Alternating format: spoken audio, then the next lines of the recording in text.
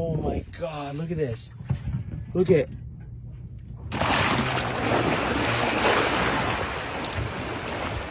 Oh my God. Do you see how precise that was?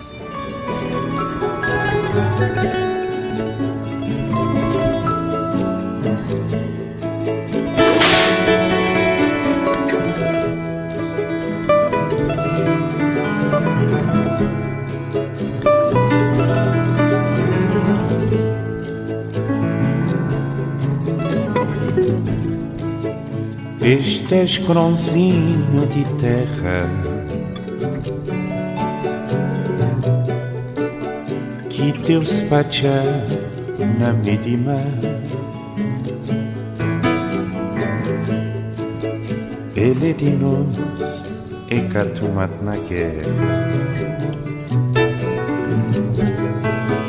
E Cabo Verde, terra querida. Este és grãozinho de terra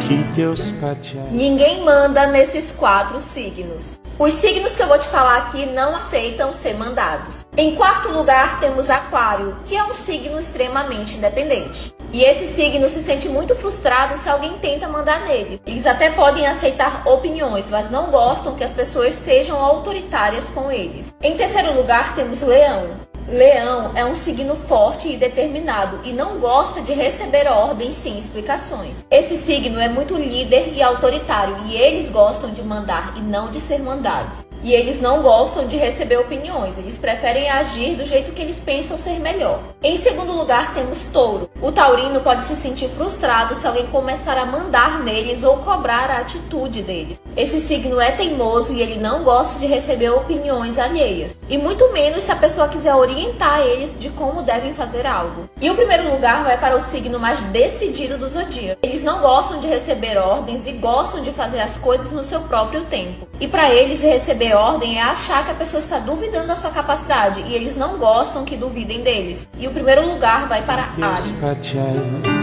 Na medima.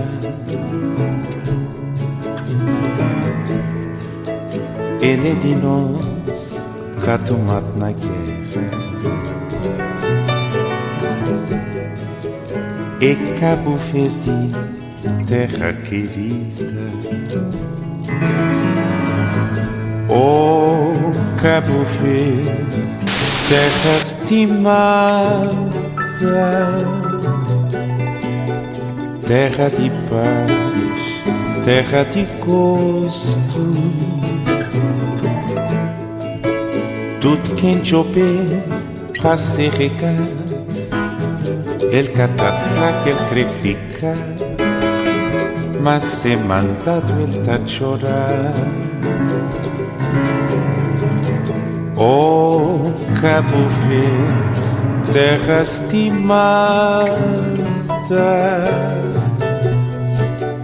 terra de paz, terra de gosto.